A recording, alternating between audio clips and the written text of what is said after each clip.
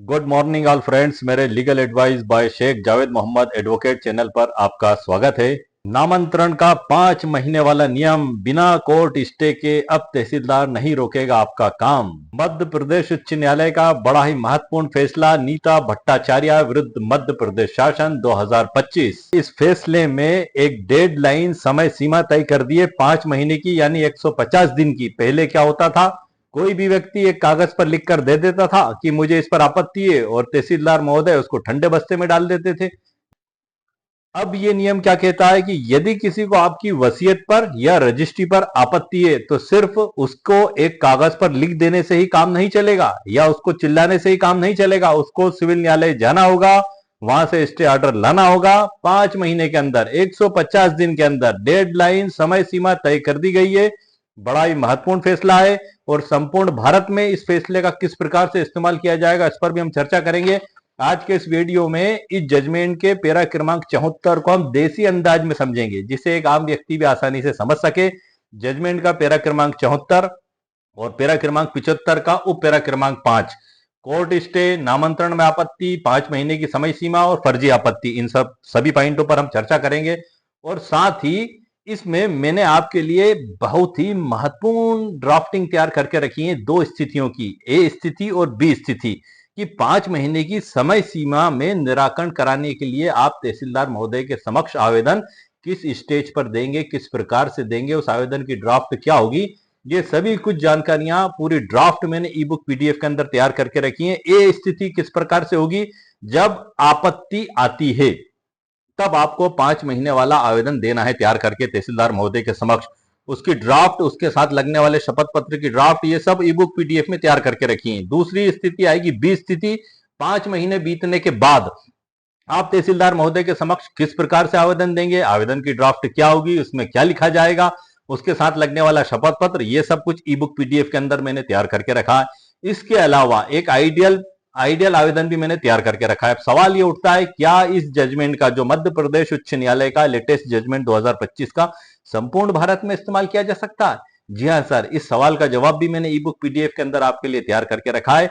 और यदि संपूर्ण भारत में कोई व्यक्ति इस जजमेंट का रेफरेंस देकर इसका फायदा उठाना चाहता है तो उस आवेदन की ड्राफ्ट क्या होगी, उसके साथ लगने वाले शपथ पत्र की ड्राफ्ट क्या होगी, ये सब कुछ जानकारी मैंने ई बुक पीडीएफ के अंदर आपके लिए तैयार करके रखी है।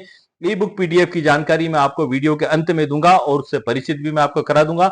150 दिन, 5 महीने समय सीमा, डेडलाइन, बड़ा महत्वपूर्ण है सर। क्यों महत्वपूर्ण है? क्योंकि ये प्रैक्टिकली बात मैं बता रहा हूं, आपने भी देखा होगा, एक किसान व्यक्ति या एक आम व्यक्ति, एक मध्यम वर्गीय व्यक्ति या एक गरीब व्यक्ति या एक उच्च वर्ग का व्यक्ति भी, अगर कोई भी व्यक्ति है, जो भी स्थिति है, किसी भी वर्ग का हो, एक साधारण सा टुकड़े पे 4 लाइन लिखकर तहसीलदार के सामने दे दिए कि सर इस रजिस्ट्री में हमें आपत्ति है, इस वसीयत में हमें आपत्ति है, इसको रोक दी जाए। बस उस आपत्ति के आते ही तहसीलदार महोदय फौरन कार्रवाई को रोक देते थे और कहते थे कि जाइए अब आप सिविल कोर्ट से प्रोबेट लाइए, या वसीयत लाइए, या डिक्लेरेशन डिसाइड करवा कर लाइए, उसके बाद हम आगे की कार्रवाई करेंगे। अब इस जजमेंट में जो महत्वपूर्ण बात बताई गई है वो ये बताई गई है कि आप तहसीलदार महोदय ऐसा नहीं कर सकते। इसमें जो दिशा निर्देश और गाइडलाइन दी गई है संपूर्ण मध्य प्रदेश के लिए, उसमें स्पष्ट कर दिया गया है कि कार्रवाई को नहीं रोका जाएगा, बल्कि कार्रवाई यहां से शुरू होगी। किस प्रकार से शुरू होगी कि तहसीलदार महोदय विपक्षी को नोटिस जारी करेंगे, विवादित पंजी में उस प्रकरण को दर्ज करेंगे और उन लोगों के बयानात लेंगे। बयान लेने के बाद वो इस निष्कर्ष पर पहुंचते हैं कि मामले का नेचर इस प्रकार का है कि यह सिविल न्यायालय ही डिसाइड कर सकता है, तब वो कहेंगे कि आप सिविल न्यायालय जाएं। और मामला यहां पर आकर रोकता नहीं है सर, सिविल न्यायालय भी चला गया वो व्यक्ति तो आजीवन के लिए नहीं हो गया, लाइफ टाइम, की पता लग रहा है कि उसने सिविल न्यायालय में मुकदमा लगा दिया और 8 साल मुकदमा व्यवहार न्यायाधीश महोदय वर्ग 1 और 2 के न्यायालय में चला, वहां से वो केस हार गया, उसने अपील कर दी एडीजे कोर्ट में, पता लग रहा है 3-4 साल मुकदमा चला, अपील में वहां से भी वो जीत गया, हार गया, जो भी हुआ, पता लग रहा है मुकदमा हाई कोर्ट में पहुंच गया, वहां मुकदमा पता नहीं कितने साल चल रहा है, या सुप्रीम कोर्ट पहुंच गया, पता लग रहा है कि वो उसका पूरा जीवन निकल गया और उसके बेटों का जीवन निकल गया, उसके बेटों का निकल गया, पता लग रहा है कि 2-3 पीढ़ी केस लड़ते लड़ते ही परेशान होकर मर मर के चली गई। तो नो सर, ये सब देखते हुए मध्य प्रदेश उच्च न्यायालय के द्वारा महत्वपूर्ण दिशा निर्देश इसमें दिए गए। साथ ही इसमें सर्वोच्च न्यायालय का जो एक महत्वपूर्ण जजमेंट है जितेंद्र सिंह 2021 का, जिसमें बताया गया है कि सिर्फ नामांतरण कराने से मालिकाना हक नहीं मिलता है। बिल्कुल सही बात है सर। कोई व्यक्ति अगर गलत आधार पर भी नामांतरण करा लेता है तो आप सिविल कोर्ट में जाकर डिक्लेरेशन का दावा लगा दें, यदि आप केस जीत जाते हैं तो नामांतरण निरस्त हो जाएगा। बिल्कुल सही बात है। लेकिन अक्सर तहसीलदार महोदय इसी जजमेंट का हवाला देते हुए कार्रवाई को रोक देते थे प्रथम चरण पे ही, कि भाई ये हम कार्रवाई नहीं करेंगे, आप जाइए स्टे लेकर आइए। तो इस जजमेंट की भी व्याख्या इस जजमेंट के अंदर की है। कौन से? रीता भट्टाचार्य विरुद्ध मध्य प्रदेश शासन 2025, मध्य प्रदेश उच्च न्यायालय का, उस सुप्रीम कोर्ट के जजमेंट की व्याख्या भी की है। तो आप ऑल इंडिया में अगर कहीं इस्तेमाल करना चाहते हैं तो आपके सामने एक ऑप्शन ये भी रहता है कि जजमेंट के अंदर माननीय उच्च न्यायालय के द्वारा सर्वोच्च न्यायालय के जजमेंटों की व्याख्या इस प्रकार से की गई है कि वो इन परिस्थितियों में लागू नहीं होते हैं और कहां पर वो लागू होते हैं, और उसके जो नियम है उनके बारे में भी इसमें बताया गया है। और रेफरेंस के तौर पे तो सर आप ऑल इंडिया में कहीं भी इस्तेमाल कर सकते हैं। अगर आपके पूरा ऑल इंडिया में जितने भी स्टेट्स हैं वहां पर इस प्रकार का कोई मामला नहीं हुआ अभी तक, वैसे मेरे देखने में नहीं आया सर अभी तक। मैंने काफी कुछ देखा, सर्च किया, ये लेटेस्ट जजमेंट है। और यदि आप इसको रेफरेंस के बतौर आप इस्तेमाल करते हैं तो आप इसको इस्तेमाल कर सकते हैं बताने के लिए, क्योंकि डूबते को तिनके का सहारा होता है सर। जजमेंट तो हाई कोर्ट का है और जजमेंट फुल बेंच की पीठ के द्वारा दिया गया है, बड़ा ही महत्वपूर्ण जजमेंट है। तो रेफरेंस के बतौर आप इसको इस्तेमाल कर सकते हैं। ये सभी जानकारी, ये सभी महत्वपूर्ण कानूनी ड्राफ्ट्स मैंने आप लोगों के लिए ई बुक पीडीएफ के अंदर तैयार करके रखी है। आज का वीडियो बड़ा महत्वपूर्ण है। मैं इसको कम समय में संपूर्ण जानकारी आपको देने की कोशिश करूंगा कि मात्र 15-20 मिनट में ही आपको सारी जानकारी दे दूं, क्योंकि वीडियो में ड्राफ्टिंग भी है और बड़ी महत्वपूर्ण जानकारियां भी हैं। हो सकता है कुछ वीडियो लंबा हो जाए, लेकिन आप पूरा वीडियो अंत तक देखिएगा, आपको वो बेमिसाल जानकारियां और वो बेमिसाल कानूनी ड्राफ्ट मिलेंगी जो मुझे पूरा यकीन और विश्वास है कि पूरे हिंदुस्तान में आपको किसी भी किताब में मिलना संभव नहीं है। मैंने अपने अनुभव के आधार पर इन चीजों को इस लैंडमार्क जजमेंट के आधार पर कलेक्ट करके तैयार किया है, उन ड्राफ्टों को एक स्वयं की बुद्धि का इस्तेमाल करते हुए कि आप लोग इस जजमेंट का फायदा किस प्रकार से ले सकते हैं, किस प्रकार से नायब तहसीलदार महोदय को आप बाध्य कर सकते हैं, उनको बता सकते हैं कि सर देखें इस जजमेंट में ये 5 महीने 150 दिन की डेडलाइन दी गई है। क्यों? क्योंकि वो प्रथम स्टेज पर जब आपत्ति करता है तो आपत्ति के जवाब के साथ ही आप इस आवेदन को पेश कर सकते हैं। वहां पर भी आप निवेदन कर सकते हैं तहसीलदार महोदय से कि सर देखें माननीय उच्च न्यायालय ने 5 महीने 150 दिन की डेडलाइन समय सीमा तय कर दी है। आप अगर उसमें आप समय भी देते हैं तो इस आवेदन के देने से एक रुकावट पैदा वहीं हो जाएगी।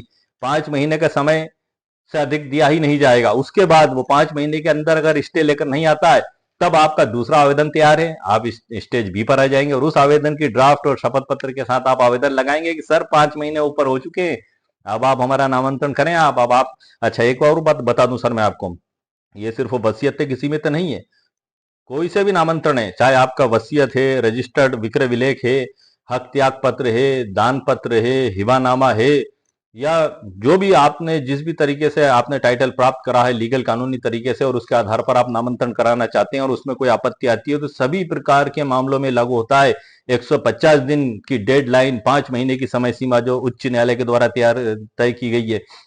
इसमें उन लोगों का जीवन बर्बाद होने से बच गया। एक तो पैसे की बचत हुई, समय की बचत हुई, अनावश्यक मानसिक तनाव खत्म हुआ व्यक्ति का, क्योंकि व्यक्ति के मन में यही बात अक्सर आती थी कि अरे इसमें अब आपत्ति आ गई, अब तो ये मामला सिविल कोर्ट में आ गया, अब सिविल कोर्ट में आ गया तो अब तो यहाँ तो सालों लगेंगे। और जनरल बात है, देखा गया है सर व्यवहारिक रूप से, मैंने कुछ मुकदमे लड़े हैं। व्यवहार न्यायाधीश महोदय वर्ग 2 के न्यायालय में ही कम से कम 8 साल चला वो मुकदमा। एक रास्ते का विवाद था उनका, छोटा सा मकान के पीछे की गली का, 8 साल 9 साल लग गए सर। अब कैसे समय बीत गया, कितने जज साहब बदला गए, क्या मुकदमे का निराकरण हुआ? नो सर, ऐसा हो जाता है। 10-10 साल लग जाते हैं सर, 15-15 साल लग जाते हैं, अपील में 4-4 साल लग जाते हैं। तो इन सब समस्याओं का निराकरण करते हुए ये मध्य प्रदेश उच्च न्यायालय का बड़ा ही लैंडमार्क जजमेंट आया। मैं बिना विलंब किए आपको आगे की जानकारी ई बुक पीडीएफ के अंदर से दूंगा। ई बुक पीडीएफ की लिंक इस वीडियो के नीचे डिस्क्रिप्शन बॉक्स में मेरे द्वारा दे दी गई है। यदि आपको आवश्यकता महसूस हो तो आप उसको वहां से खरीद भी सकते हैं।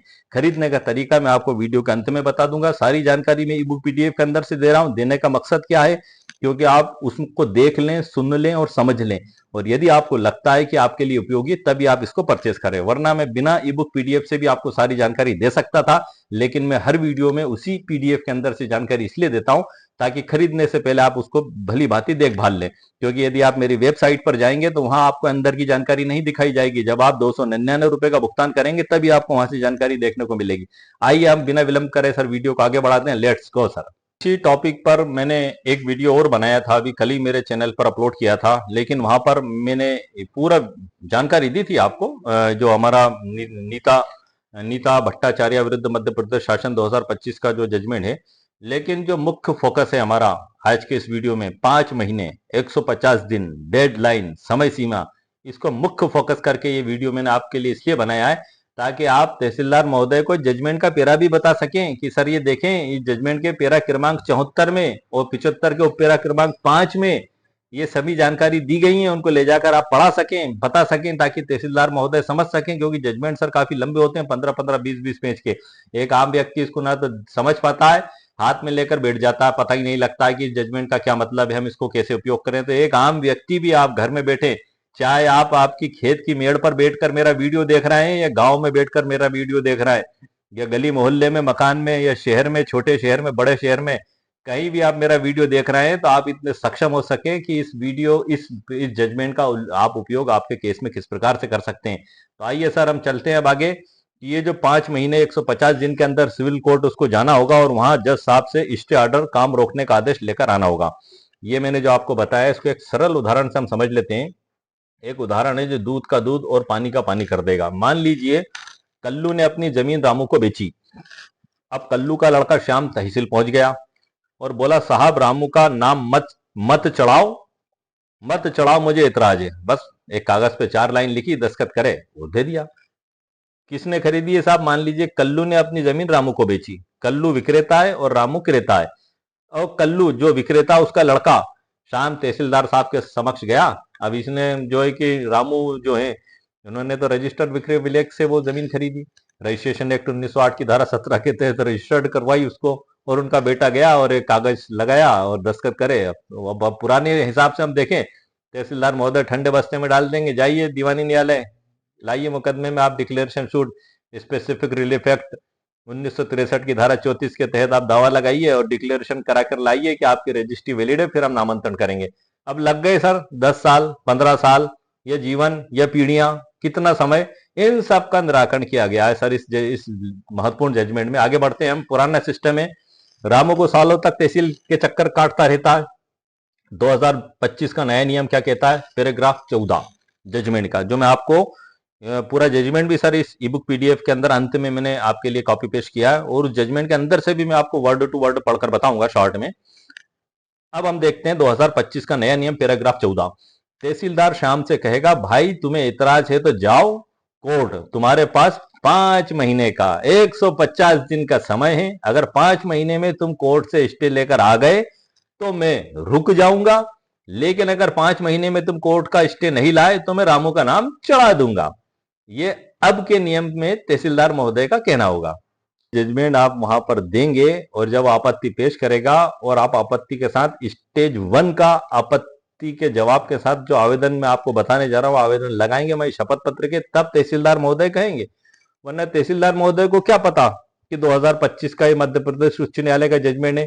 ये तो आपकी लाइबिलिटी है, आपके वकील साहब की है कि वो जैसा तहसीलदार साहब को बताएंगे तभी वो ये भाषा का इस्तेमाल करेंगे, वरना वो वही पुरानी बात करेंगे। फिर आपको उसके अपील में एसडीएम ऑफिस में जाना पड़ेगा, वहां पर ये बातें बताना पड़ेंगी। इसलिए बेहतर है कि आप पहले ही जागरूक और सतर्क रहें और इसका समय पर इस्तेमाल करें।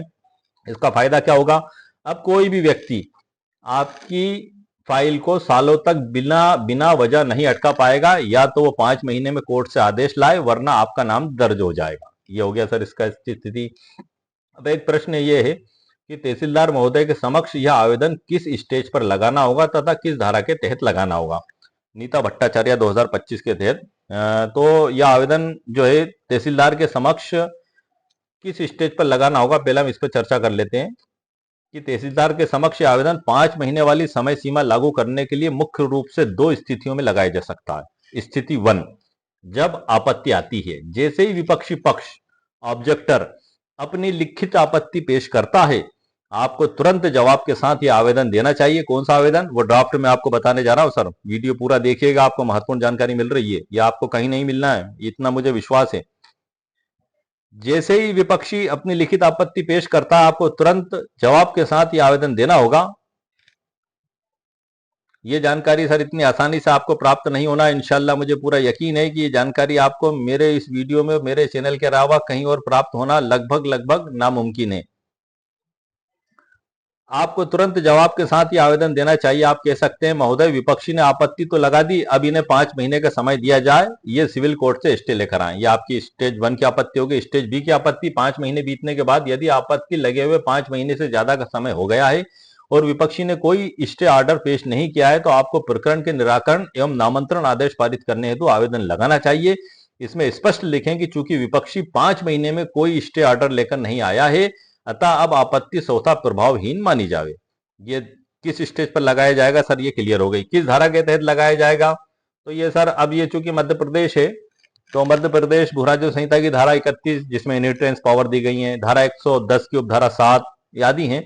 लेकिन आप ऑल इंडिया में जहां भी हैं तो लगभग लगभग हर जगह जो है कि भू राजस्व संहिता के नियम और नामांतरण के नियम लगभग लगभग एक ही हैं। तो आप आपकी धारा का इस्तेमाल आप वहां पर कर सकते हैं, या आप बिना धारा के भी देंगे इसको रेफरेंस के साथ, तो आप बिना धारा के भी आप आवेदन लगा सकते हैं। कानूनी आधार क्या है सर, माननीय मध्य प्रदेश उच्च न्यायालय फुल बेंच द्वारा पारित निर्णय नीता भट्टाचार्य बनाम मध्य प्रदेश राज्य 2025 के पैराग्राफ 14 के प्रकाश में। आवेदन का प्रारूप मैंने ये शॉर्ट प्रारूप भी इसमें लिख दिया है, लेकिन मैं आपको मुख्य प्रारूप की ओर लेकर चलता हूं। ये जो आवेदन का प्रारूप है सर, ये मैंने एक आइडियल रूप से तैयार किया है, जो एक सामान्य रूप से आप देख सकते हैं। हम आते हैं हमारे आवेदन के प्रारूप की स्थिति ए। आपत्ति आने के तुरंत बाद जो आप आवेदन लगाएंगे उसकी ड्राफ्ट में बता देता हूं। ऊपर पूरा न्यायालय का नाम, प्रकरण क्रमांक वगैरह, और यहाँ पर आप आएगा आपका आवेदक सर, आवेदक बनाम अनावेदक। अब इसमें थोड़ा सा ये देखना है आपको, विषय में जो लिखना है कि माननीय मध्य प्रदेश उच्च न्यायालय फुल बेंच द्वारा नीता भट्टाचार्य बनाम मध्य प्रदेश राज्य 2025 के पैराग्राफ 74 के प्रकाश में विपक्षी को 5 माह की समय सीमा प्रदान करने बाबत महोदय, आपत्तिकर्ता की ओर से विनम्र निवेदन है। क्या निवेदन है सर? नंबर 1, मैं शपथ पूर्वक सत्य कथन करता हूं कि ये जो ड्राफ्टिंग है साहब, बड़ी महत्वपूर्ण ड्राफ्टिंग है, इसको आप ध्यान से सुनिएगा, क्योंकि आप ड्राफ्टिंग जब आप पेश करेंगे तो आपको इन बारीक और महत्वपूर्ण बातों का ध्यान रखना होगा जो आप आवेदन के अंदर लिखेंगे। अब मैंने आपको विषय पढ़कर बता दिया, कोई धारा नहीं लिखी मैंने, लेकिन आप चाहें तो लिख सकते हैं। आपके पूरा ऑल इंडिया में जहां भी स्टेट में आपके जो भी भू राजस्व संहिता उसके हिसाब से। अब माननीय महोदय करके हम देखते हैं। माननीय महोदय, प्रार्थी की ओर से विनम्र निवेदन निम्नानुसार है। नंबर 1 पेरा पर आते हैं हम, या कि प्रार्थी द्वारा प्रस्तुत नामांतरण आवेदन पर विपक्षी द्वारा दिनांकों को लिखित आपत्ति दर्ज की गई है। दिनांक की जगह छोड़ दी जो आपकी, आप वहां पर लिख देना। नंबर 2 आएगा, यह कि माननीय, यह कि हटा देता हूं सर, 1 मिनट, यह कि माननीय मध्य प्रदेश उच्च न्यायालय की पूर्ण पीठ ने नीता भट्टाचार्य बनाम मध्य प्रदेश राज्य 2025 के पैराग्राफ क्रमांक 74 में यह स्पष्ट व्यवस्था दी है कि यदि नामांतरण के मामले में आपत्ति आती है तो विपक्षी को 5 माह कोष्टक में 150 दिन के भीतर सक्षम सिविल न्यायालय से स्थगन आदेश प्राप्त करना अनिवार्य है। तीसरा पैरा आएगा सर, यह कि माननीय उच्च न्यायालय के अनुसार यदि विपक्षी 5 माह के भीतर कोई स्टे लेकर नहीं आता है तो राजस्व अधिकारी तहसीलदार महोदय को उस विवादित वसीयत या रजिस्ट्री को, तहसीलदार महोदय को उस विवादित या रजिस्ट्री है, आप यहाँ ध्यान रखिएगा सर, ये सिर्फ वसीयत तक ही सीमित नहीं है, ये सभी नामांतरण पे लागू होता है। उस विवादित वसीयत या रजिस्ट्री को प्रभावी मानकर नामांतरण का निर्णय करने की पूरी शक्ति है। नंबर 4 पैरा आएगा, या कि विपक्षी द्वारा प्रस्तुत आपत्ति केवल प्रकरण को विलंबित करने के उद्देश्य से की गई है, अतः विधि अनुसार विपक्षी को 5 माह का समय प्रदान किया जाना न्यायोचित है। यहाँ पर आपने उसको बांध दिया सर, अगर आप ये प्रोसेस नहीं करेंगे तो फिर वही पुराने ढर्रे पे कार्रवाई चालू हो सकती है। प्रार्थना, अतः श्रीमान से निवेदन है कि माननीय उच्च न्यायालय के उक्त निर्णय के प्रकाश में विपक्षी को निर्देशित किया जाए कि वह आज दिनांक से 5 माह की निर्धारित अवधि में सक्षम सिविल न्यायालय से स्टे ऑर्डर प्राप्त कर इस न्यायालय में प्रस्तुत करें, अन्यथा उक्त अवधि व्यतीत होने पर विपक्षी की आपत्ति को स्वतः प्रभावहीन मानकर प्रार्थी का नामांकन स्वीकार कर आदेश पारित करने की कृपा करें। स्थान, दिनांक, आपके हस्ताक्षर, आपके वकील साहब के। ये हो गया सर हमारा आवेदन की ड्राफ्ट। बड़ी ही सादी और सिंपल और सूक्ष्म छोटी सी ड्राफ्ट है, लेकिन इसका आपको ध्यान रखना है पॉइंटों का। इसमें मैं बता दूं, आप सिविल प्रक्रिया संहिता 1908 के आदेश 6 में बताया गया है कि आपको जब दावा कोर्ट में पेश किया जाता है तो सिर्फ अपने फैक्ट लिखना होते हैं, आप कानून का या न्याय दृष्टांत का हवाला नहीं दे सकते हैं। ये बिल्कुल कानून में लिखा हुआ है, तो आप चाहें तो इसमें जो है कि नीता भट्टाचार्य का जो जजमेंट है उसके दिए हुए तथ्य को आप इसमें लिख दें कि माननीय उच्च न्यायालय के द्वारा जो है कि ये बताया गया इस प्रकार से करके आप पूरी साइटेशन ना लिखें, एक हल्की सी हिंट टाइप लिख दें, ताकि वो एक कानून का भी उल्लंघन ना हो और जानकारी भी हो जाए। और जो है कि साथ ही आप दस्तावेज सूची के साथ ये पूरी साइटेशन इसके साथ लगा दें, और सूची अनुसार आपके जो डॉक्यूमेंट्स आप पेश करेंगे ही करेंगे। और यदि तहसील न्यायालय है, माननीय न्यायालय के समक्ष आप लगाकर दे भी देते हैं सर, तो ठीक है, आप दे भी सकते हैं, ऐसा नहीं है कि आप कोई दिक्कत है। लेकिन हम जनरली कोर्ट में जो दावे पेश करते हैं, तो वहां तो ये नियमों का पालन होता है कोर्ट में दावों में, कि उसमें हमें किसी भी प्रकार का न्याय दृष्टांत और कानून की धाराएं ये हमें नहीं लिखना पड़ती हैं, सिविल न्यायालय में हम पेश करते हैं तो। लेकिन एक आपका आवेदन है जो आपत्ति के जवाब में आप दे रहे हैं, तो आप दे सकते हैं लगभग लगभग। लेकिन अगर आप दूसरे तरीके से चाहें तो आपके वकील साहब से कंसल्ट करके इसमें थोड़ा बहुत चेंज परिवर्तन आप कर सकते हैं। अब इसमें हम देखते हैं सर, एक विशेष टिप मैंने लिखी है, साथियों जैसे ही विपक्षी अपनी आपत्ति की कॉपी आपको दे, उसी दिन या अगली पेशी में यह आवेदन रिकॉर्ड पर आप लगा दें। इसमें तहसीलदार महोदय की फाइल में एक कानूनी समय सीमा दर्ज हो जाएगी। अब विपक्षी यह नहीं कह पाएगा कि मामला तो अभी चल रहा है, इसे 5 महीने के अंदर कोर्ट भागना ही पड़ेगा। अब ये नहीं है कि पहले क्या होता था कि एक कागज पे छोटी सी आपत्ति लिख के दी और तहसीलदार महोदय ने उठा के फाइल ठंडे बस्ते में डाल दी, और वो ना तो दीवानी न्यायालय गया, ना कोई किसी न्यायालय में गया, 4 साल 5 साल ऐसे ही बैठा रहा। आप चक्कर पे चक्कर लगाते रहे कि सर वो तो स्टे लेकर नहीं आया और कोई नामांतरण दीवानी दावा नहीं लगाया, आप हमारा नामांतरण करें। तो वो तो बहुत एक ठंडे बस्ते, फिर कहीं जाके जब अग्रसर होते तब कहीं जाके और साल 1.5 साल बाद पता लग रहा है कि दीवानी दावा लगा देता, या तुरंत भी लगा देता है। तो स्टे का आवेदन ही नहीं लगाता था उसमें, सिर्फ दावा लगाकर दावे की आदेश पत्रिका की प्रमाणित कॉपी और दावे की सर्टिफाइड कॉपी लाके तहसीलदार महोदय को दे देता था, और कहता था कि सर मैंने अदालत में दीवानी दावा लगा दिया, यहाँ से डिसाइड हो जाए, उसके बाद आप इनका नामांतरण करिएगा। लेकिन मध्य प्रदेश उच्च न्यायालय ने 150 दिन 5 महीने की डेडलाइन कर दी गई है इसमें, जिससे हर व्यक्ति की समस्या का बड़ा समाधान हुआ है। तो इसमें हमें देखना है सर कि वह यह नहीं कह पाएगा कि मामला तो अभी चल रहा है। अब क्या शपथ पत्र जरूरी है, इस बात पे सर हम चर्चा कर लेते हैं। शपथ पत्र, जी हाँ, इसके 3 मुख्य कारण हैं। नंबर 1 सत्यता की पुष्टि, दूसरा रिकॉर्ड का हिस्सा, और तीसरा हाई कोर्ट के आदेश का सम्मान। क्योंकि आप नीता भट्टाचार्य 2025 जैसे बड़े फैसले का हवाला दे रहे हैं, तो शपथ पत्र यह दर्शाता है कि आप पूरी विधिक प्रक्रिया का पालन कर रहे हैं। अब हम शपथ पत्र की ड्राफ्ट देख लेते हैं सर। स्थिति ए में वही ऊपर माननीय न्यायालय, प्रकरण क्रमांक वगैरह आपको वही लिखना है, लगभग लगभग ड्राफ्टिंग वही है सर। मैं शपथ पूर्वक सत्य कथन करता हूं कि जो आधार कार्ड में पूरा नाम पता डिटेल लिखी है लिख दें। नंबर 1, यह कि मैं शपथ पूर्वक सत्य कथन करता हूं कि उपरोक्त प्रकरण में प्रार्थी आवेदक हूं और प्रकरण के समस्त तथ्यों से भली भांति अवगत हूं। दूसरा, यह कि मैं शपथ पूर्वक सत्य कथन करता हूं कि मेरे द्वारा प्रस्तुत नामांतरण आवेदन पर विपक्षी द्वारा दिनांक को आपत्ति दर्ज की गई है। तीसरा, यह कि मैं शपथ पूर्वक सत्य कथन करता हूं कि माननीय मध्य प्रदेश उच्च न्यायालय की फुल बेंच ने नीता भट्टाचार्य बनाम मध्य प्रदेश राज्य 2025 के पैरा क्रमांक 74 और 75 3 5 भी लिख सकते हैं आप चाहें तो, में यह व्यवस्था दी है कि आपत्ति की स्थिति में विपक्षी को 5 माह 150 दिन के भीतर सक्षम सिविल न्यायालय से स्थगन आदेश स्टे ऑर्डर प्राप्त करना अनिवार्य रहे। चौथा पैरा आएगा शपथ पत्र का, यह कि मैं शपथ पूर्वक सत्य कथन करता हूं कि उक्त निर्णय के अनुसार यदि विपक्षी द्वारा निर्धारित 5 माह की अवधि में कोई स्टे प्रस्तुत नहीं किया जाता है तो माननीय न्यायालय को नामांतरण आदेश पारित करने का पूर्ण अधिकार है। पांचवा आएगा यह कि मैं शपथ पूर्वक सत्य कथन करता हूं कि इस शपथ पत्र के पैरा क्रमांक 1 से 4 में अंकित समस्त जानकारी मेरे निजी ज्ञान में सत्य व सही है। ईश्वर मेरी सहायता करे। स्थान दिनांक शपथकर्ता के हस्ताक्षर, नीचे सत्यापन, और आपके डबल से हस्ताक्षर हो जाएंगे। आप इसको शपथ आयुक्त से या नोटरी वकील से जिससे चाहे तस्दीक कराकर पेश कर सकते हैं।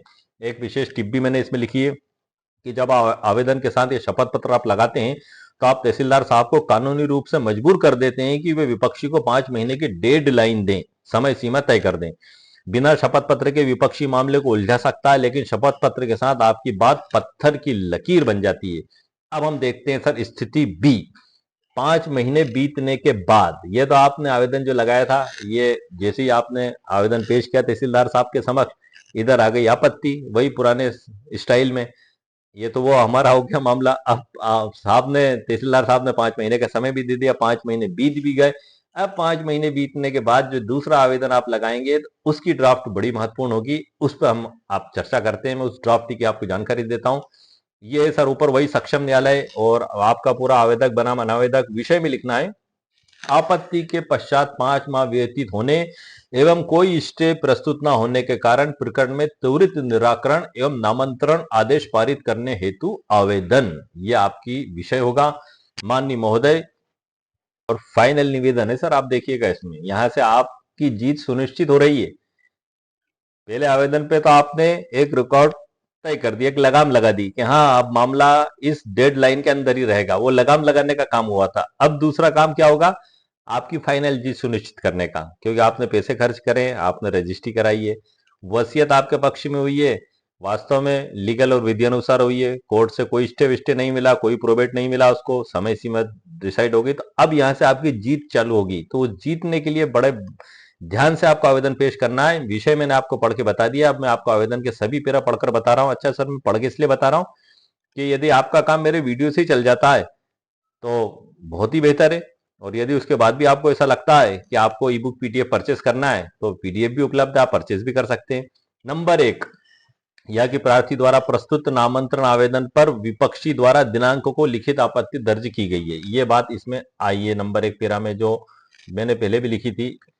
दूसरा पैरा आएगा सर हमारा, क्या सर हमारा, यह कि माननीय मध्य प्रदेश उच्च न्यायालय की पूर्ण पीठ फुल बेंच ने नीता भट्टाचार्य विरुद्ध मध्य प्रदेश राज्य 2025 के पैरा क्रमांक 74 में यह स्पष्ट व्यवस्था दी है कि यदि आपत्ति की स्थिति में विपक्षी 5 माह 150 दिन के भीतर सक्षम सिविल न्यायालय से स्थगन आदेश प्राप्त नहीं करता है तो राजस्व अधिकारी को उक्त आपत्ति को दरकिनार कर निर्णय लेने का पूर्ण अधिकार है। पैरा क्रमांक 3 आएगा, यह कि विपक्षी की आपत्ति दर्ज हुए आज दिनांक तक कुल जो दिन हो गए, दिन तक लिख दें आप गिन के सर, आपत्ति की तारीख से दिन यानी 150 दिन और 5 माह से अधिक व्यतीत हो चुके हैं और विपक्षी द्वारा माननीय न्यायालय के समक्ष कोई भी स्थगन आदेश प्रस्तुत नहीं किया गया है।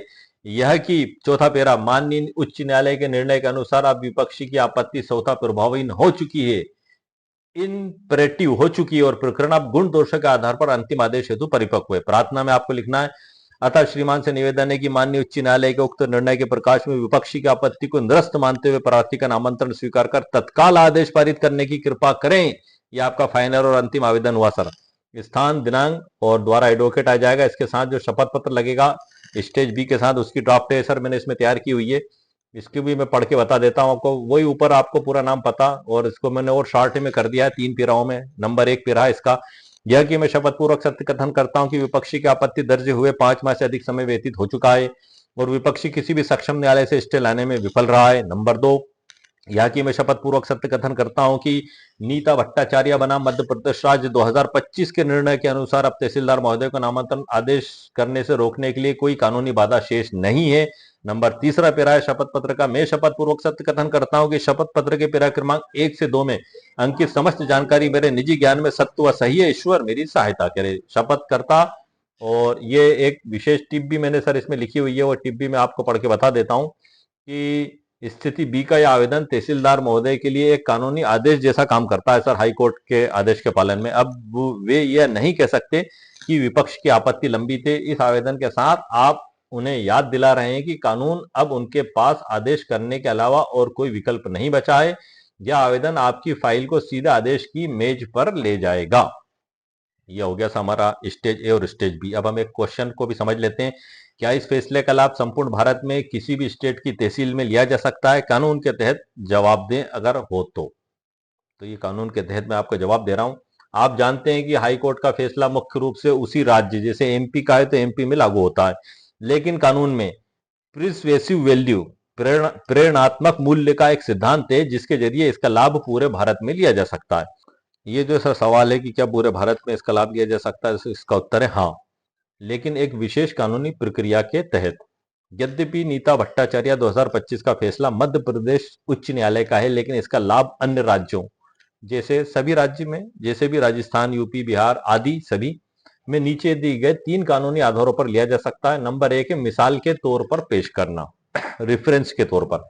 भारतीय न्यायपालिका में सिद्धांत है कि यदि किसी कानून जैसे कि लैंड रेवेन्यू एक्ट पर आपके अपने राज्य के हाईकोर्ट का कोई स्पष्ट फैसला नहीं है तो आप दूसरे राज्य के हाईकोर्ट के फुल बेंच के फैसले को एक मिसाल के रूप में पेश कर सकते हैं।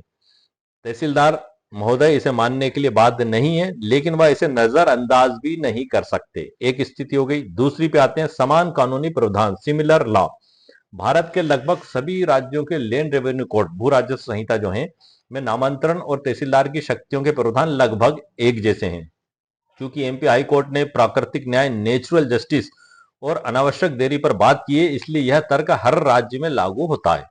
तीसरा पॉइंट आएगा सुप्रीम कोर्ट के सिद्धांतों का समावेश। नीता भट्टाचार्य 2025 के फैसले में सुप्रीम कोर्ट के कई पुराने निर्णयों का हवाला दिया गया है, जैसे कि जितेंद्र सिंह 2021 का मैंने आपको बताया। क्योंकि सुप्रीम कोर्ट का कानून आर्टिकल 141 पूरे भारत में लागू होता है, इसलिए इस फैसले के आधार पर आप अपने राज्य में बहस कर सकते हैं कि सर इसमें सर्वोच्च न्यायालय के इन जजमेंटों को जो है कि खुलासा किया गया। तो ये भी एक आपके पास ग्राउंड हो गया। भारत के संविधान का अनुच्छेद 141 का इसमें बताया गया है कि सर्वोच्च न्यायालय के द्वारा यदि कोई डिसीजन दिया जाता है तो अधीनस्थ न्यायालय पर बाध्यकारी होता है। आप चूंकि इस फैसले में उन लैंड सर्वोच्च न्यायालय को फैसले को भी क्लियरिफाई किया गया, तो आप उस आधार पर भी बात कर सकते हैं। तीसरा आधार हो गया कैसे लें अन्य राज्यों में इसका लाभ। इसका तरीका जो मैंने आपको बताया था, ये तो 3 तरीके हो गए। अगर आप एमपी से बाहर किसी तहसील में इसका उपयोग करना चाहते हैं तो आवेदन में यह भाषा लिखें। यद्यपि माननीय मध्य प्रदेश उच्च न्यायालय का निर्णय नीता भट्टाचार्य बनाम मध्य प्रदेश राज्य 2025 इस क्षेत्राधिकार में बाध्यकारी नहीं है, तथापि उक्त निर्णय में राजस्व न्यायालय की शक्तियों और नामांतरण में होने वाली असीमित देरी पर जो कानूनी सिद्धांत प्रतिपादित किए गए वे सर्वमान्य हैं। अतः न्याय के हित में उक्त सिद्धांतों को इस प्रकरण में प्रेरणात्मक आधार के रूप में स्वीकार किया जाए। ये आप उस आवेदन में ड्राफ्टिंग में लिख सकते हैं। मैं ड्राफ्टिंग की ओर भी बढ़ रहा हूं सर। अभी विशेष टिप भी मैंने सर इसमें लिखी है कि केवल शब्दों का खेल नहीं, तर्कों का खेल है। अगर आप राजस्थान या यूपी में प्रैक्टिस कर रहे हैं और वहां नामांतरण अटका हुआ है तो नीता भट्टाचार्य केस को एक गाइडिंग लाइट मार्गदर्शक के रूप में आप पेश करें। जब तहसीलदार देखेंगे कि किसी हाई कोर्ट की फुल बेंच ने 5 महीने की समय सीमा तय की है तो वह भी आपकी फाइल को ज्यादा दिन लटकाने की हिम्मत नहीं करेंगे। कानूनी रूप से आगे कार्रवाई की जाएगी। अब हम आवेदन पर आ जाते हैं। आवेदन का प्रारूप संपूर्ण भारत में उपयोग हेतु स्थिति ए, जो पहले स्थिति ए बताई थी और बी, अब यहाँ स्थिति ए और बी यहाँ भी लागू हो रही है। वीडियो को आगे की ड्राफ्टिंग को लेकर मैं आपको बताता हूँ महत्वपूर्ण जानकारी। ऊपर वही न्यायालय का आपको लिखना है जहां भी आप ऑल इंडिया में जिस भी स्टेट में आप लिख दें पूरा प्रकरण, पूरा विपक्षी का नाम, पूरा पता। विषय में आप लिखें नामांतरण प्रकरण में विपक्षी द्वारा प्रस्तुत आपत्ति के निराकरण एवं नीता भट्टाचार्य बनाम मध्य प्रदेश राज्य 2025 के विधिक सिद्धांतों के प्रकाश में समय सीमा तय करने हेतु आवेदन। ये आपको आपत्ति की स्टेज पर पेश करना है। ये होगी सर स्टेज नंबर 1 आपका विषय। अब इसमें माननीय महोदय करके आपको लिखना है कि प्रार्थी की ओर से निम्नानुसार आवेदन सादर प्रस्तुत है। नंबर 1 है यह कि प्रार्थी द्वारा प्रस्तुत नामांतरण आवेदन पर विपक्षी द्वारा दिनांकों का आपत्ति दर्ज की गई। लगभग वही है, थोड़ा बहुत चेंज होगा, वो मैं आपको बता देता हूँ। यह नंबर 2 यह कि कानून का स्थापित सिद्धांत है कि नामांतरण की प्रक्रिया को केवल मौखिक या निराधार आपत्तियों के आधार पर अनिश्चित काल के लिए लंबित नहीं रखा जा सकता।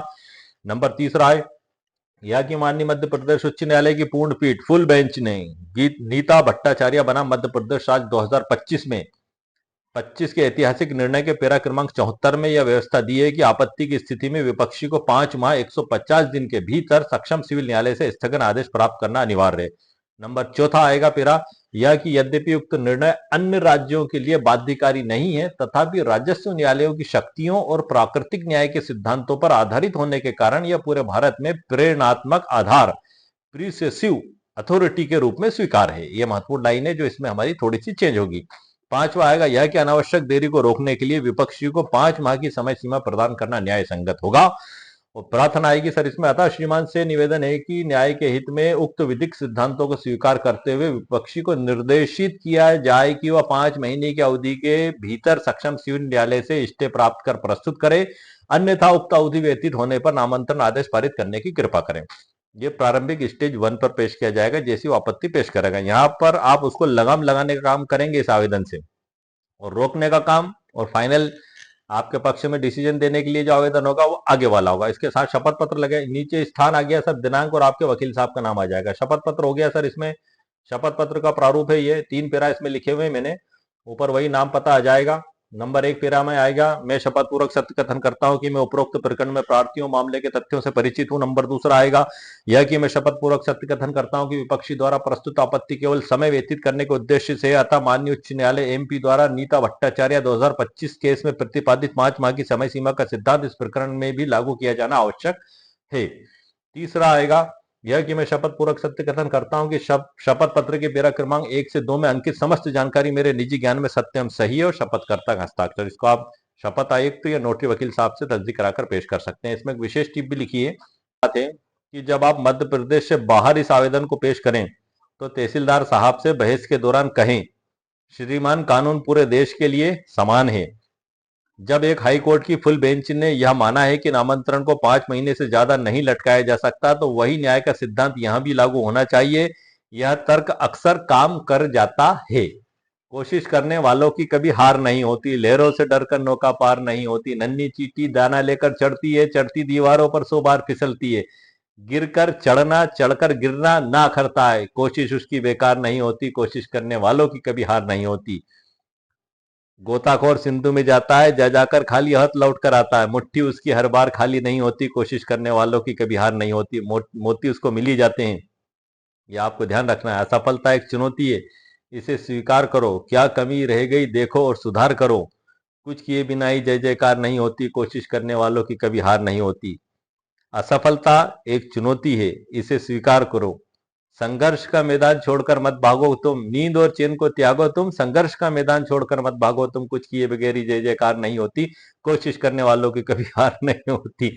यह मैं इसलिए कह रहा हूं सर, क्योंकि हम कोशिश ही कर रहे हैं, और हमें हमारे वकालत में हमें हमारे दावों मुकदमों में कोशिश ही करना है अंतिम समय तक। कई मुकदमे ऐसे, हजारों मुकदमे मैंने देखे हैं सर, लाखों मुकदमे ऐसे, लाखों जजमेंट्स मैंने देखे हैं, और उन कई तो मैंने मेरे वीडियो में ही आपको बताएं कि ट्रायल कोर्ट ने फैसला दिया, हाई कोर्ट ने फैसला दिया, दोनों ने सेम फैसले दिए, सर्वोच्च न्यायालय ने दोनों फैसलों को निरस्त कर दिया। अब वो व्यक्ति हिम्मत हार कर बैठ जाता ट्रायल कोर्ट में तो केस हार जाता। लाखों करोड़ों की संपत्ति जा चुकी थी उसके हाथ से, या वसीयत है तो जा चुकी थी। सपोज करो कि उसने हिम्मत करी हाई कोर्ट तक, हाई कोर्ट से भी हार गया, तो वो सोच रहा है कि अरे अब मैं क्या जीतूंगा, मैं तो केस हार गया, वो बंद कर देता है कोशिश करना, तो भी गया सर काम से। अब वो कोशिश करते करते सर्वोच्च न्यायालय तक पहुंच गया, पता लग रहा है कि सर्वोच्च न्यायालय ने अधीनस्थ दोनों न्यायालयों के फैसले को बदल दिया, तो वहां से उसकी जीत हो गई। तो इसलिए मैं अक्सर मेरे वीडियो में ये कहता हूं कि कोशिश करने वालों की कभी हार नहीं होती, लहरों से डरकर नौका पार नहीं होती। यह बात आपको हमेशा याद रखना है, बड़ी महत्वपूर्ण लाइन है, हरिवंश राय बच्चन साहब की कविता है, और अमिताभ बच्चन साहब ने इसको कई जगह मोटिवेशन के तौर पर सुनाया भी है, और मैं खुद भी इसको मोटिवेशन के तौर पर अक्सर याद करता हूं और इससे प्रेरणा लेता हूं, और मेरे व्यूअर्स को भी बताता रहता हूं। आइए सर हम आगे बढ़ते हैं। इस पर लिखा हुआ है, जब एक हाई कोर्ट की फुल बेंच ने माना कि नामांकन को 5 महीने से ज्यादा नहीं लटकाया जा सकता, तो वही न्याय का सिद्धांत यहां भी लागू होना चाहिए। यह तर्क अक्सर काम कर जाता है, क्योंकि कोई भी अधिकारी हाई कोर्ट के सिद्धांतों के खिलाफ नहीं जाना चाहता। ये सर हमारा हो गया। अब हम आते हैं सर आवेदन के प्रारूप बी पे, जो 5 महीने बीतने के बाद दिया जाएगा। अखिल भारतीय उपयोग हेतु लिख दिया है मैंने इसमें, अखिल भारतीय उपयोग हेतु। अच्छा सर मैं बता दूं कि ये सब कुछ मैंने जो तैयार किए हैं आपके लिए, ये मध्य प्रदेश उच्च न्यायालय के द्वारा जो फैसला दिया गया उसी के तहत ये तैयार किए हैं। ये खुद के अनुभव के आधार पर तैयार किए गए हैं सर, मैं आपको बता दूं, खुद के अनुभव के आधार पर तैयार किए गए हैं। जैसा कि वकालत की प्रैक्टिस के दौरान हमें नए रास्ते, नए उपाय और नई खोजें करना पड़ती हैं, तभी हम कुछ ना कुछ आगे बढ़ पाते हैं और न्याय को प्राप्त करने के लिए पहुंच हमारी हो पाती है। ये ऐसा जरूरी नहीं है कि आप ऐसा करें, लेकिन मुझे सर्वोत्तम लगा तो मैंने आपके लिए पेश कर दिया कि हो सकता है इससे आपकी समस्या का समाधान हो सके, आपकी प्रॉब्लम का सॉल्यूशन हो सके। लेकिन यदि आपको ऐसा लगता है कि आपको इनका इस्तेमाल नहीं करना चाहिए तो आप ना करें। आपके वकील साहब से आप सलाह मशवरा करें, और वो आपको अगर इससे अच्छा कोई विकल्प बताते हैं तो आप उसको अपना लें। जरूरी नहीं कि आप इसको अपनाएं, लेकिन मैंने बतौर एक अंधेरे से उजाले की ओर ले जाने की आपको कोशिश की है, ताकि आपकी परेशानियों का समाधान हो सके। और ये मेरा वीडियो ऑल इंडिया के लिए ही है, ऐसा नहीं है कि सिर्फ एमपी के लिए। एमपी के लिए तो है ही खास तौर से, मध्य प्रदेश का ही वो फैसला है, लेकिन ये मेरा प्रयास है कि इसका फायदा आप लोग भी प्राप्त कर सके। और किस प्रकार से प्राप्त कर सकें, ये मेरी एक खोज है, ये मेरा एक डिस्कवर आप मान लें इसको, जो मैंने आप लोगों के लिए कानून में एक खोज करके आपके सामने पेश किया। अब हम आगे बढ़ते हैं सर बी स्टेज पे। ऊपर वही न्यायालय का नाम, पार्टियों के नाम, विषय में विपक्षी द्वारा 5 महीने की अवधि में कोई स्थगन आदेश स्टे प्रस्तुत न करने के कारण प्रकरण के अंतिम निराकरण एवं नामांतरण आदेश पारित करने हेतु आवेदन। ये 20 स्टेज पे आ गए सर हम। मैं चाहता तो सर इतना भी कह सकता था कि ई बुक पीडीएफ में आवेदन की ड्राफ्ट मैंने आपके लिए तैयार कर दी, आप वहां से जाकर प्राप्त कर सकते हैं, लेकिन मेरा मकसद आप लोगों की प्रॉब्लम को सॉल्यूशन करना है, ना कि मेरा ई बुक पीडीएफ बेचना है। मैं चाहता तो इतना भी कह सकता था, लेकिन मैं सारी जानकारी आपको इसलिए दे रहा हूं कि यदि आप मेरा वीडियो देखने के बाद खुद इतने सक्षम हो जाएं कि आप आपके केस में कार्रवाई कर सकें, और यदि उसके बाद आपको ऐसा लगता है कि ये इस पीडीएफ की भी आपको आवश्यकता है, तो वैकल्पिक तौर पर मैंने आपके लिए ये भी उपलब्ध करा दिया है सर। हम अब आगे बढ़ते हैं माननीय महोदय। नंबर 1, यह कि प्रार्थी द्वारा प्रस्तुत नामांतरण आवेदन पर विपक्षी द्वारा दिनांकों का आपत्ति दर्ज की गई थी। ठीक है सर, ये हो गया हमारा। आज 5 माह 150 दिन से अधिक का समय व्यतीत हो चुका है, ये भी आपका हो गया सर। दूसरा पेरा आएगा, यह कि कानूनन यह स्थापित सिद्धांत है कि केवल आपत्ति दर्ज करने मात्र से नामांतरण की कार्रवाई को अनिश्चित काल के लिए नहीं रोका जा सकता। तीसरा पेरा आएगा, यह कि माननीय मध्य प्रदेश उच्च न्यायालय की पूर्ण पीठ फुल बेंच ने नीता भट्टाचार्य बनाम मध्य प्रदेश राज्य 2025 में ऐतिहासिक निर्णय में विधिक सिद्धांत प्रतिपादित किया है कि यदि विपक्षी 5 माह में सिविल कोर्ट से स्टे नहीं लाता है तो राजस्व अधिकारियों का नामांकन का निर्णय करने का पूर्ण अधिकार है। चौथा पेरा आएगा सर इसका, यह कि यद्यपि उक्त निर्णय अन्य राज्यों के लिए प्रेरणात्मक है, तथापि त्वरित न्याय के सिद्धांत के तहत यह इस न्यायालय पर भी लागू होता है। पांचवा आएगा, यह कि विपक्षी द्वारा कोई स्टे प्रस्तुत न किए जाने के कारण अब उक्त आपत्ति स्वतः प्रभावहीन मानी जानी चाहिए। और प्रार्थना आएगी, अतः श्रीमान से प्रार्थना है कि न्याय के हित में विपक्षी की आपत्ति को दरकिनार करते हुए प्रार्थी का नामांतरण आवेदन स्वीकार कर तत्काल अंतिम आदेश पारित करने की कृपा करें। स्थान, दिनांक, प्रार्थी का नाम, आपके वकील साहब का नाम, और ये आ गया शपथ पत्र स्थिति बी का एफिडेविट। ऊपर वही पूरा आ जाएगा सर आपका शपथ पूर्वक में नाम, पता, आधार कार्ड में जो लिखा हुआ है। नंबर 1 है पेरा, मैं शपथ पूर्वक सत्य कथन करता हूं कि विपक्षी की आपत्ति को दर्ज करते हुए 5 माह से अधिक समय व्यतीत हो चुका है और विपक्षी किसी भी सक्षम दीवानी न्यायालय से कोई भी स्थगन आदेश लाने में पूरी तरह विफल रहा है। दूसरा पेरा आएगा, मैं शपथ पूर्वक सत्य कथन करता हूं कि माननीय उच्च न्यायालय द्वारा नीता भट्टाचार्य केस में प्रतिपादित सिद्धांतों के अनुसार अब नामांतरण आदेश को रोकने का कोई विधिक कारण शेष नहीं रहा है। तीसरा पेरा आएगा, मैं शपथ पूर्वक सत्य कथन करता हूं कि इस शपथ पत्र के पेरा क्रमांक 1 से 2 में अंकित समस्त जानकारी मेरे निजी ज्ञान में सत्य व सही है। सत्यापन आ जाएगा शपथ आयुक्त से और नोटरी वकील साहब से, आप करवा लें इसको तस्दीक। और इसमें एक टिप भी लिखिए, जब आप अन्य राज्यों में बहस करें तो स्पष्ट करें कि श्रीमान कानून का उद्देश्य नागरिकों को परेशान करना नहीं है। यदि विपक्षी 5 महीने में भी कोर्ट से स्टे नहीं ला सका तो इसका मतलब है कि उसके पास कोई ठोस आधार नहीं है। ऐसे में नामांतरण रोकना प्रार्थी के अधिकारों का हनन है। यह तर्क किसी भी तहसीलदार महोदय को आदेश करने के लिए प्रेरित करेगा, मोटिवेट करेगा। कुछ तो देना होगा सर आपको अधिकारी महोदय को उनके हाथ में, ताकि वो हाँ उस आधार पर आगे बढ़ सके। इसके बाद आती है सर हमारी यहाँ से अध्याय की प्रस्तावना। तो आज के वीडियो में सर मैंने आपको मुकम्मल कानूनी जानकारी प्रदान कर दी है। उम्मीद है आपको मेरा वीडियो पसंद आया होगा। मेरे वीडियो को आप लाइक भी करें, शेयर भी करें और सब्सक्राइब भी करें। अब आगे बढ़ने से पहले इस ई बुक पीडीएफ से मैं आपका परिचय भी करा देता हूं।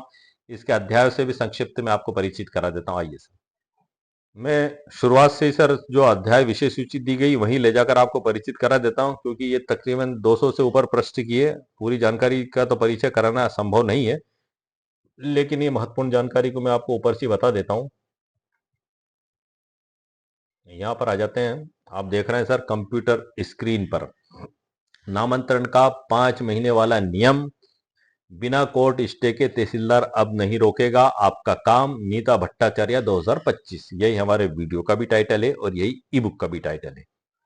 इसमें जो विषय सूची में नंबर अध्याय 1 में प्रस्तावना में वसीयत और नामांतरण का पुराना संघर्ष, सालों पुराने विवाद, वसीयत सही है या गलत कौन तय करेगा, तहसील से सिविल कोर्ट तक का थका देने वाला सफर, उसके बारे में बताया गया। अध्याय 2 में नीता भट्टाचार्य बना मध्य प्रदेश राज्य 2025 क्या है यह फैसला, केस के मुख्य तथ्य, हाईकोर्ट की पूर्ण पीठ की भूमिका, क्यों पड़ी इस बड़े फैसले की जरूरत, इसके बारे में बताया गया। अध्याय 3 में तहसीलदार की नई शक्तियां, अब यह केवल प्रशासनिक अधिकारी नहीं न्यायालय भी हैं। हम जानते हैं ये बात की एडमिनिस्ट्रेटिव पावर जो है कि तहसीलदार महोदय, एसडी महोदय को दी गई है। ये सिर्फ डायस पर बैठकर जस्टिस ही नहीं करते हैं, ये फील्ड में जाकर भी वर्क करते हैं। तो ये इस जजमेंट में उनको शक्तियां दी गई हैं कि अब उनको जांचना परखना भी होगा। वो प्राइमरी स्टेज पे नहीं कह सकते हैं कि आपत्ति आते से ही उसको ठंडे बस्ते में डालने की चाहिए सिविल कोर्ट। नो सर, उनको विवादित पंजी में दर्ज करना होगा, नोटिस जारी करना होंगे, गवाहों के बयान लेना होंगे, उसके बाद लगता है कि हाँ है तब जाकर कहेंगे। और उसके बाद भी 5 महीने 150 दिन डेडलाइन तय की जा चुकी है सर। अध्याय नंबर 3 में इसमें आएगा धारा 31 एमपीएलआरसी राजस्व न्यायालय के रूप में तहसीलदार के अधिकार, साक्ष्य लेने और गवाहों के बयान दर्ज करने की प्रक्रिया। अध्याय 4 में आएगा नामांतरण नियम 2018, कानून की वो ताकत जो छिपी थी। नियम 2018 के तहत वसीयत को मान्यता और प्रपत्र फार्म 1 का महत्व और 100 सत्यापित प्रतियों की स्वीकार्यता। अध्याय 5 में आएगा क्या वसीयत के लिए प्रोबेट जरूरी है। मध्य प्रदेश में भारतीय उत्तराधिकार अधिनियम की स्थिति, फूल सिंह बनाम कोसाबाई और कांता यादव के केस के संदर्भ में। ये जो 2 केस बताए गए हैं सर मैंने, कौन सा, फूल सिंह बनाम कोसाबाई और कांता यादव, ये दोनों जजमेंटों का हवाला माननीय उच्च न्यायालय के द्वारा नीता भट्टाचार्य केस के अंदर दिया गया है, पेराओं के अंदर। और इसमें बताया गया है कि मध्य प्रदेश में प्रोबेट अनिवार्य नहीं है, कोलकाता मध्य और कोलकाता, बंगाल और चेन्नई, हाँ, तीन जगह तो नेसेसरी जैसे है। लेकिन धारा 57, भारतीय उत्तराधिकार अधिनियम 1925 की धारा 57 और धारा 213, उसके तहत मध्य प्रदेश में आपका आवश्यक नहीं है। उसके बारे में महत्वपूर्ण जानकारी इसमें दी गई है। अध्याय 6 में आएगा सर, जितेंद्र सिंह बना मध्य प्रदेश राज्य 2021 का सच। क्या सुप्रीम कोर्ट ने नामांतरण पर रोक लगाई थी? म्यूटेशन बनाम मालिकाना हक का असली अंतर इसमें बताया गया। अध्याय 7 में है नामांतरण की नई प्रक्रिया, स्टेप बाय स्टेप गाइड। आवेदन कैसे करें, कौन से दस्तावेज अनिवार्य हैं, तहसीलदार द्वारा नोटिस जारी करना और आपत्ति बुलाना। इसमें मैंने नामांतरण आवेदन की ड्राफ्ट वगैरह ये सब कुछ मैंने तैयार करके रखी है कि आप यदि आते हैं तो आवेदन भी किस प्रकार से लाएंगे, तो आप आवेदन में भी इन सब चीजों को पहले से भी लेकर आ सकते हैं। ठीक है सर। अध्याय 8 में विवादित वसीयत और तहसीलदार महोदय के कर्तव्य, अगर वसीयत पर आपत्ति आए तो क्या होगा, गवाहों का परीक्षण कैसे कराएं। अध्याय 9 में फर्जी वसीयत से सुरक्षा, असली वारिस क्या करें, धोखाधड़ी रोकने के कानूनी रास्ते और धारा 250 एमपीएलआरसी के तहत कब्जा प्राप्त करने का अधिकार। अध्याय 10 में भूमि स्वामी का अधिकार, नामांतरण के बाद क्या क्या मिलता है, 164 से 168 तक बताया गया। अध्याय 11 में सिविल कोर्ट कब जाना अनिवार्य है, वे परिस्थितियां जहां राजस्व न्यायालय की सीमा खत्म होती है, जटिल कानूनी सवालों पर सिविल कोर्ट का हस्तक्षेप।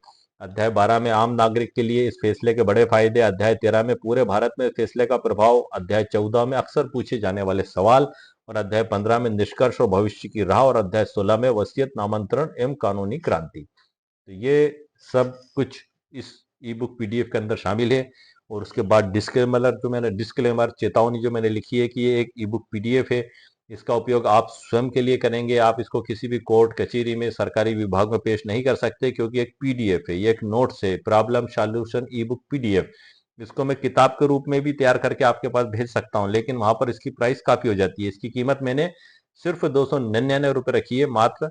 यदि आपको आवश्यकता महसूस तो आप इसको खरीद सकते हैं, लेकिन यदि इसका बुक का रूप दूंगा मैं सर, तो उसमें printing charges, delivery charges, GST charges, market place charges, global charges, पता नहीं कौन कौन से चार्जेस मिलके इसकी कीमत तकरीबन 1500 रुपए के करीब हो जाती है। लेकिन यदि आप में से किसी को आवश्यकता है इतने प्राइस पे खरीदने की, तो आप वीडियो के नीचे कमेंट्स करके मुझे बताइएगा। तो मैं जो जो आपको बुक्स की आवश्यकता है वो कमेंट्स करके आप बताइए, लेकिन प्राइस आप ध्यान रखिएगा। मैं आपको उस प्लेटफॉर्म पर इसको कंप्लीट कर कर उपलब्ध करा दूंगा। ये आपके ऑर्डर पर आएगी। ऑल इंडिया में आप जहां भी मंगाना चाहते हैं, ऑर्डर पे 10 से 15 दिन का समय आपको लगेगा। तो ये आपको आवश्यकता हो तो आप मुझे बता दें, ये व्यवस्था भी मैं आपके लिए कर दूंगा। तो इसको खरीदने का तरीका सर मैं आपको बता देता हूँ। वीडियो के नीचे जो लिंक होगी, आप उस लिंक पर आप क्लिक करेंगे। जैसे ही आप क्लिक करेंगे तो आप मेरी वेबसाइट पर पहुंच जाएंगे। वहां पर आपको आपका नाम, उपनाम, मोबाइल नंबर और ईमेल आईडी लिखना होगी। उसके बाद आप जैसे ही भुगतान करेंगे 299 रुपए का, तो आपकी ईमेल आईडी पर मैसेज के रूप में आएगी। अगर आपने ईमेल आईडी गलत लिख दी है तो मैसेज नहीं आएगा, इसलिए ईमेल आईडी आपको सही लिखना है। आपको जब मैसेज आएगा ईमेल आईडी पर तो आप डाउनलोड लिखा दिखाई देगा। आप जैसे ही डाउनलोड पर क्लिक करेंगे तो आपके मोबाइल पर डाउनलोड हो जाएंगे, कंप्यूटर पर, स्मार्टफोन पर, जहां चाहे आप इसको डाउनलोड कर सकते हैं। आप इसको पढ़ सकते हैं, इसके अंदर बताए गए कानूनों का लाभ आप उठा सकते हैं। अच्छा, ये सर मेरा एक प्रयास है, मेरा कोई दावा नहीं है। मुकदमे किसी भी व्यक्ति के लिए व्यक्तिगत सलाह नहीं है सर, ये एक आम सलाह है। और ये किसी भी मुकदमे को हार और जीत का कोई मैंने दावा नहीं किया पूरे वीडियो में, और ना मैं करता हूं। मेरा कार्य सर सिर्फ आपको एक जागरूकता देना है कानून के प्रति, कि यदि आप किसी भी प्रकार की समस्या से और परेशानी इसमें जूझ रहे हैं तो आप उससे बाहर कैसे निकल सकें, आपको बाहर निकलने का क्या रास्ता हो सकता है। तो उसके लिए मेरे नए नए प्रयास, मेरी नई नई इजाद और मेरी नई नई टेक्निक्स हैं जो मैं आप लोगों के लिए लाता हूं। और उम्मीद है आपको मेरा वीडियो पसंद आया होगा। मेरे वीडियो को आप लाइक भी करें, शेयर भी करें और सब्सक्राइब भी करें। ओके, शुक्रिया, थैंक यू सर।